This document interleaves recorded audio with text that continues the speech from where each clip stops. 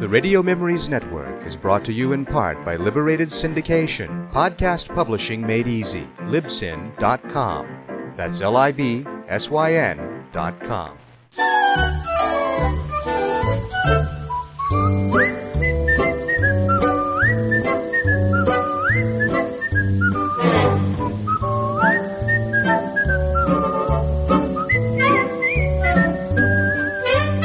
Palmolive Soap, your beauty hope, and Luster Cream Shampoo for soft, glamorous, caressable hair bring you Our Miss Brooks, starring Eve Arden.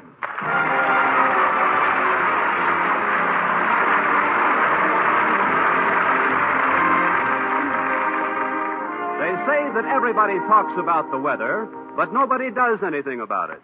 Well, our Miss Brooks, who teaches English at Madison High Summer School, tried to disprove this theory last week. Yes, I made up my mind to at least stop talking about the weather. But last Wednesday morning, while I was having breakfast with Mrs. Davis, my landlady, I found that I'd been harboring a utopian dream. Phew. Hot enough for you, Connie? Yes, thanks. Plenty. I read in the paper where it's been hot all over the country during the past few days. Death Valley has been well over 120 degrees all week long. I'm glad you told me. I'll wear something light if I go there. Come to think of it, dear old Madison High will be pretty much like Death Valley today. Wouldn't be so bad if our beloved principal, Osgood Conklin, wasn't nosing around. You're being over-pessimistic, Connie. I'm sure that on a day like today, Mr. Conklin will just sit in his office fanning himself. That would be nice. Sure, that's probably just what he'll do. And who knows, he may even fan himself with something real heavy and go too fast and miss. Oh, stop dreaming, you silly girl. I guess Mr. Conklin will be with me always. My sister Angela has a wonderful recipe for keeping cool. You've heard me mention Angela, haven't you, Connie? Many times, Mrs. Davis, but not lately. How is she? Pretty well, poor dear. But she's so absent-minded. Yes, I know. But what's the recipe, Mrs. Davis? Recipe? Yes, for keeping cool. You said your sister had a good one? My sister? Yes, Angela. Oh, her. Poor thing, she's so absent-minded. But she has a wonderful recipe for keeping cool. I don't believe it. Why not? All right, I do believe it. Good.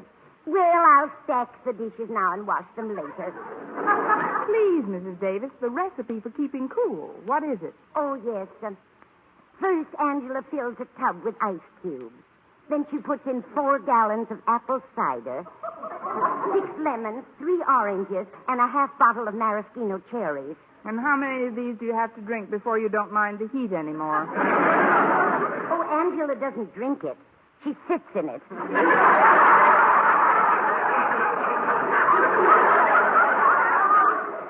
Serves me right for asking. Well, I might as well go all the way now. Why the maraschino cherries? I asked the same question, Connie, and Angela said she doesn't know, but she tried it without them, and somehow it just wasn't the same. I see. Well, so much for the world of sports. Oh, that must be Walter Denton. He's giving me a list of school this morning. Come in, Walter. I left the latch off for him. Good morning, Miss Brooks, Mrs. Hello, Davis. Walter. Good morning, Walter. Gee, I didn't mean to get here right in the middle of your breakfast. I know. You meant to get here right before we started. Sit down, Walter. Would you like a bite of breakfast, Walter? Oh, I don't want you to fuss. I'll just nibble at what's on the table. Quick, Mrs. Davis, put your hands behind your back. If you'll excuse me now, I have some laundry to finish. Okay, Mrs. Davis. Phew, looks like today's going to be another scorcher, Miss Brooks. Gosh, I didn't fall asleep last night until this morning. Well, cheer up, Walter. We'll be in class soon. You've never had any trouble falling asleep there. I will today. This heat is absolute... Ah, there you go, teasing me again. No, honestly, Miss Brooks, I tossed and turned for hours last night. Even after 3 cold showers, my pajamas still stuck to me. That's what I like, a loyal pair of pajamas. If you were that wakeful, Walter, why didn't you catch up on some of your required reading? Well, I tried to, but that just made it worse. Why? What did you read? Dante's Inferno. Yeah, but the reason I came over so early this morning, Miss Brooks, was to suggest something that'll make your classroom seem much cooler during the dog days that lie ahead. What do you want to do, Walter? Put a St. Bernard on my desk? Oh, no, ma'am, not a St. Bernard, just a vase of pussy willows. If you'll give me permission to leave during class, I'll go out to Phillips' farm and get a nice bunch of them for you. Phillips Farm? Isn't that where Phillips Pond is located? Yes, ma'am. Better known as the old swimming hole? Say, come to think of it, there is an old swimming hole out there. You know, I forgot all about it. I'm sure you did. I'm also sure that you're only wearing that bathing suit under your shirt in case a pussy willow goes berserk and rips your clothes off. Now, Walter, you have to be a little more inventive if you want to cut school today. Oh, I wasn't thinking of cutting school, Miss Brooks. Oh, not alone, that is. You want me to go with you? I want us all to go. You see, Harriet Conklin and I figured you wouldn't tumble for the pussy willow routine, so we got another ace in the hole ready. You want to hear it? Deal. Well, as principal of Madison, Harriet's old man can... that is, Mr. Conklin can suspend school for the day if he considers the heat excessive. But, Walter, you know what a rugged individual Mr. Conklin likes to think he is. He won't admit the heat's excessive until the rest of us are nothing but little pools floating around our shoes. Well, that's our ace, Miss Brooks. Harriet told me why her father is so heat resistant. He keeps a little electric fan stashed in his desk drawer, and no matter how hot it is in the rest of the school, he's reliably comfortable. Well, what can anybody do about that? Oh, plenty. Now that you're in this thing as deep as we are. Just a minute, Walter. I am not, as you say, in as deep as you are. But I'm interested, so keep shoveling. Well, as you know, Mr. Conklin hates my Mr. Conklin isn't too crazy about me. Yes, I know. Hence, it is logical to assume that if caught prowling about his office during school hours, nothing more might be heard of me but a small gurgling noise. As for Harriet, she can't leave her classroom either. QED. It's you or nobody. You mean... In a word, sabotage. I'm sure you've heard of the expression, I'll fix his wagon. Yes? Well, we want you to break his fan. Oh, no, please, Walter. That's going too far. I realize it's a terribly warm day, but the most I could possibly do is talk to Mr. Conklin. That's it. I'll reason with him. I'll tell him how uncomfortable it is in the classrooms, and then I'll point out how refreshing a little holiday would be for all of us. Then I'll bring up the renewed vigor with which we'd return to our duties tomorrow. And then? Then I'll wait till he isn't looking and break his fan.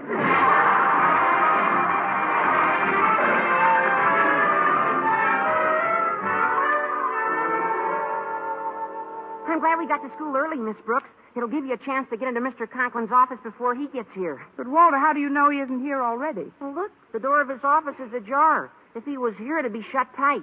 Now, go ahead, Miss Brooks. Wreck the old goat's fan. Please, Walter. Just because we disagree with some of Mr. Conklin's policies is no reason to be disrespectful.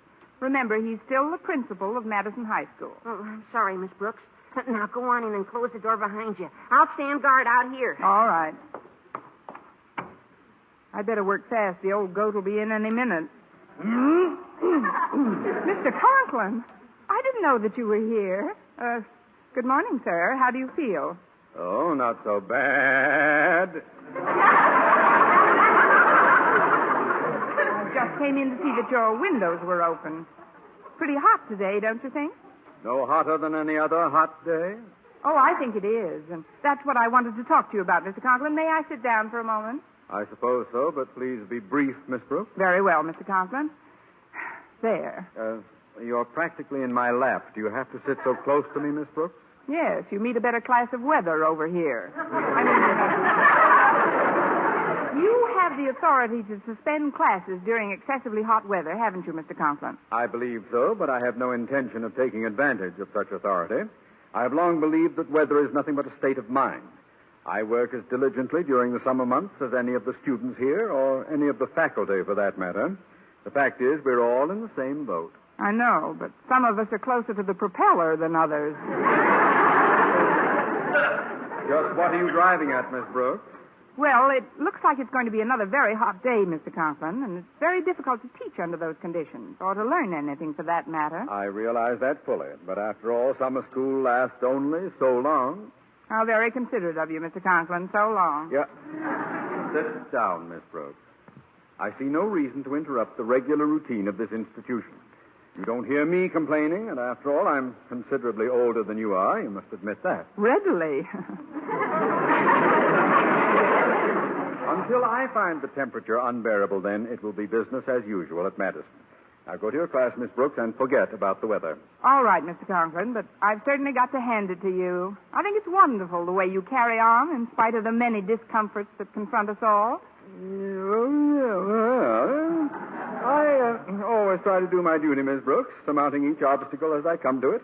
Of course, I'm always open to constructive suggestions. I know you are, Mr. Conklin, and I have one for you right now. Really? What is it, Miss Brooks? I suggest that you move your chair back a few inches from the bottom drawer of your desk.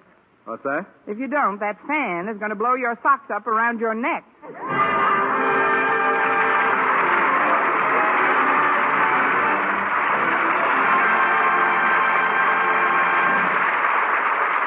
Our Miss Brooks, starring Eve Arden, will continue in just a moment. But first, here is Vern Smith. For bare skin beauty, it's bath-size Palmolive with its famous beauty lather.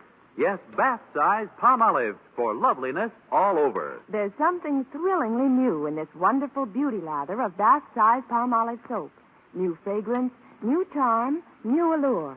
See if Palmolive in your daily tub or shower doesn't leave your shoulders, arms, and back, yes, all of you, softer and smoother, completely lovelier all over. You'll thrill to the tender whisper of perfume it leaves on your skin. A whisper that says, come hither to romance.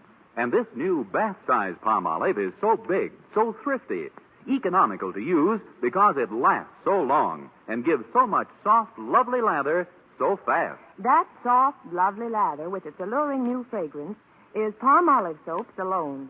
Palmolive's famous beauty lather. Yes, a new fragrance, new charm, new allure that can make every woman a vision of delight in the new revealing fashions that show so much more of you. So remember, for bare skin beauty, it's bath-size Palmolive with its famous beauty lather. Yes, bath-size Palmolive for loveliness all over. Get bath-size Palmolive soap tomorrow. Menfolk love it, too.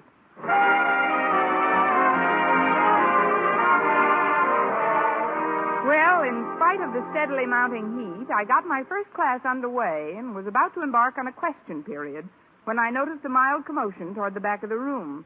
It centered around Stretch Snodgrass, Madison's star athlete, very definitely a three-letter man.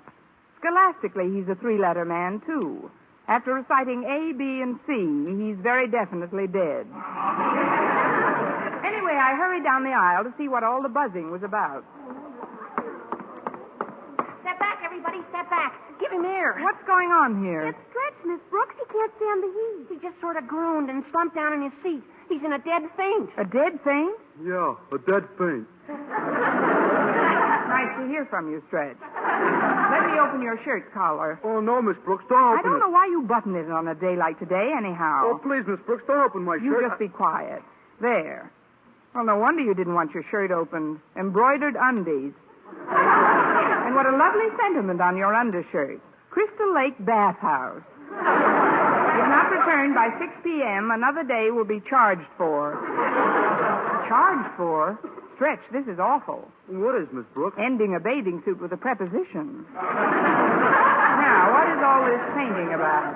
He can't take it, Miss Brooks. The heat's too much for him. And he's a great athlete, Miss Brooks. Gosh, when Stretch caves in, can the rest of us be far behind? You stay out of this, Walter. I don't want to appear abrupt with you, Stretch, if you're really distressed, but that bathing suit under your shirt militates against the legitimacy of your faint. You must admit that. Oh, sure, I admit that. Good. What does it mean? We might as well own up. It was a plot, Miss Brooks. We thought if Stretch keeled over, Daddy would have to suspend classes for the day. Harriet Conklin, I'm surprised at you, tricking your own father. Wonder if it would work. I'm afraid I'll have to punish you rather severely, young lady. Gosh, Miss Brooks, What are you going to do?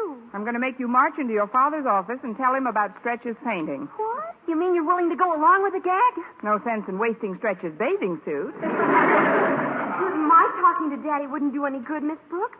He caught me taking a bathing suit out of the closet this morning. What bathing suit? The little check job that's peeking over her blouse. The logical person to complain about Stretch's condition is Mr. Boynton. Yeah, Mr. Boynton. Welcome back, Stretch. Hey, the bashful biologist might carry some weight at that. Sure. If he'd go and explain to Mr. Conklin biologically how this heat is ruining one of our pupils, he'd have to let us off. You might have something there, Walter. Yes, I think Mr. Boynton's our man. Want me to go and get him, Miss Brooks? I'll be glad to go, Miss Brooks. Me too, Miss Brooks. No, children, I'll make the sacrifice. I'll get Mr. Boynton and bring him back here. Harriet, you and Walter take Stretch into the hall and start fanning him with a handkerchief. Okay, Miss Brooks. Just walking down to the lab should cool you off a little. Believe me, Walter, going to see Mr. Boynton is no way for me to cool off.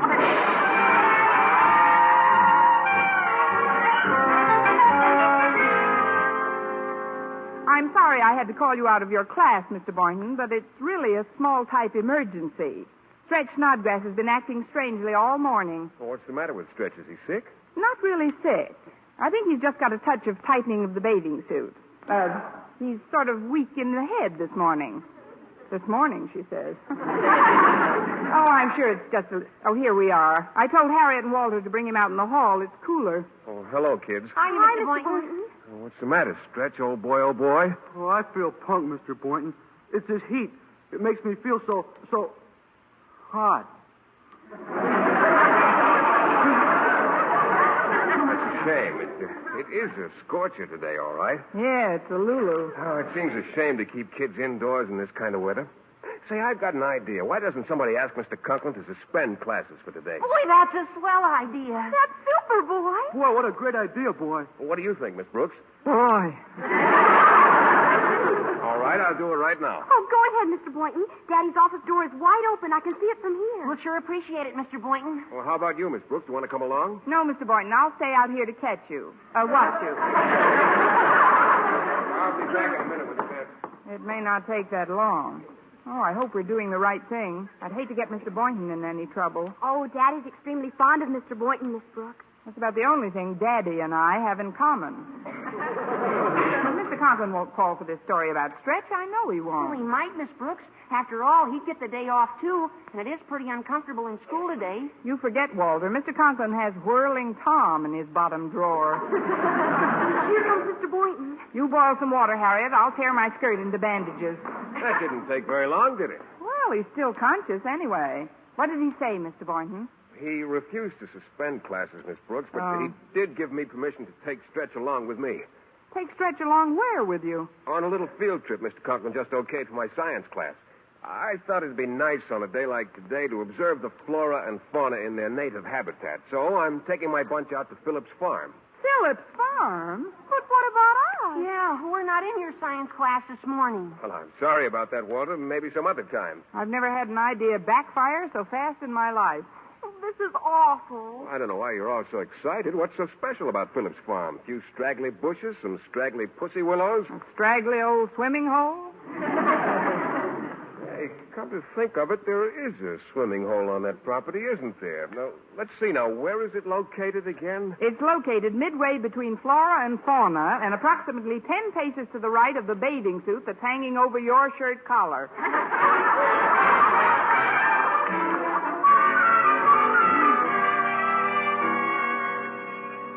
We gotta work fast, Miss Brooks. Harriet may not be able to keep her father out of the office much longer. That was a good idea she had, to put those bells on her bicycle and make believe she's a good humor man. Yeah. He never could resist the ice cream wagon. If he'll just follow those bells long enough, we'll get it so hot in here by the time he comes back, he'll just have to call it quits. I've got all the windows nailed down. Now let's fix that fan, huh? I took it out of the drawer, Miss Brooks. Here, let's stick this big pencil in the blades while they're whirling around. All right.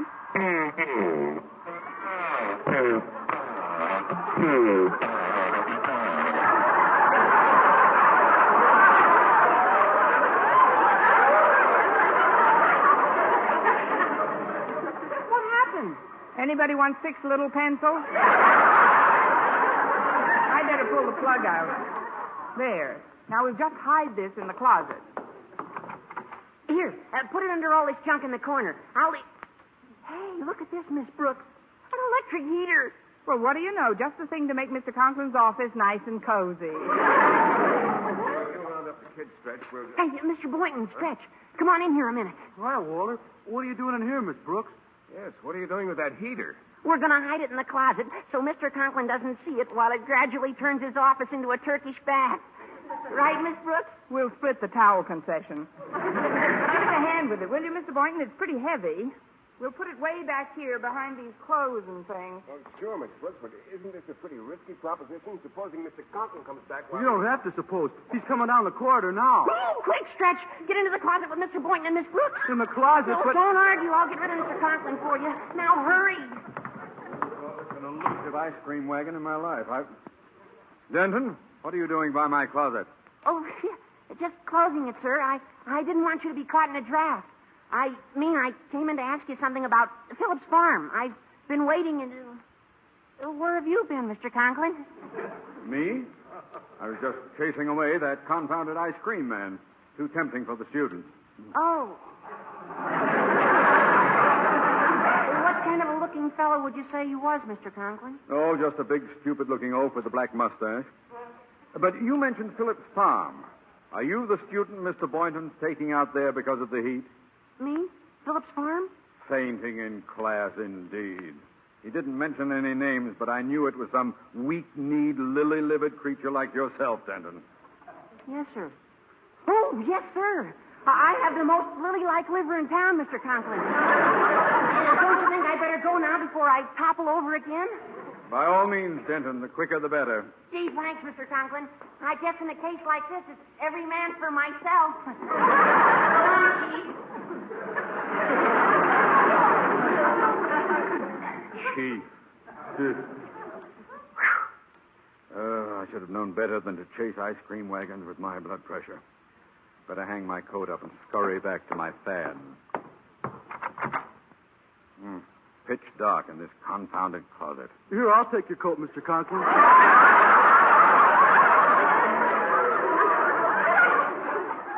Thank you, boy. Now, handle it carefully, please. It's a rather expensive garment. I wouldn't want it... Thank you what for? What's going on in this closet? Come on in. We're having a weenie roast.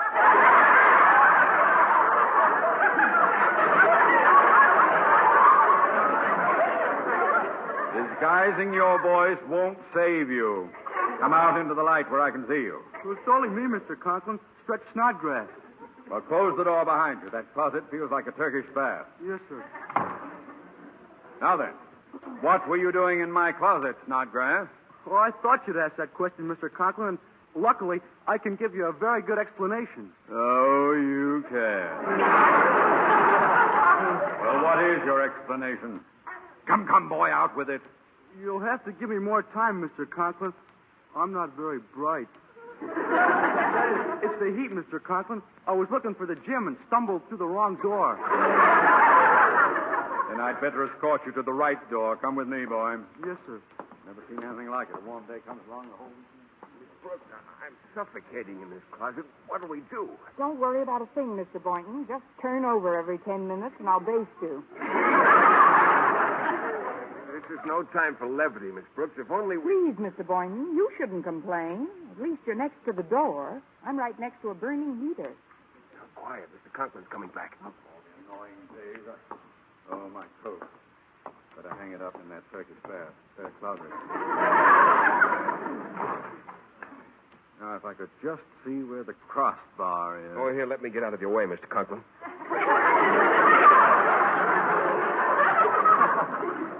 Thanks, Boynton. Now, there we are. Nice and neat. I was just on my way to Phillips Farm, Mr. Conklin. If you'll excuse me, I'll run along. Well, go right ahead, Boynton. Have a nice time. Thank you, sir. Goodbye. Goodbye. Well, now that Mr. Boynton has gone, I can relax.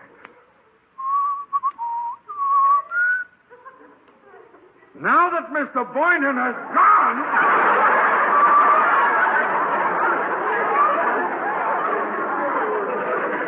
What was he doing in my closet in the first place? funny going on around here. I'd better get my coat and follow him. Let's see. Oh, here it is. I'll hold it for you while you slip it on. No, thanks. I can slip it on myself. Now, I'll get to the bottom of this thing if... I can slip it on myself! Step out here, Miss Brooks. Now, then, would you be good enough to tell me what's drawing the crowds to my closet? The Moths are having an aquacade. It's just a childish prank, Mr. Conklin. The schoolrooms are quite stuffy, so we thought we'd make it hot for you. I mean, some of us thought classes should be suspended today, and we hid your fan and closed the windows so that you'd latch on quicker. Well, I'm latched on thoroughly now, Miss Brooks. You've explained most of the day's madness admirably. But one more thing. Yes? Could you explain those rings of smoke curling from beneath my closet door? Smoke? Oh, my, it's the heater. Your coat must have caught fire. What? I'll go get some water right away. Just make yourself comfortable, Mr. Conklin. Comfortable? Where are you going for that water, Miss Brooks? Philip's swimming hole. Where else?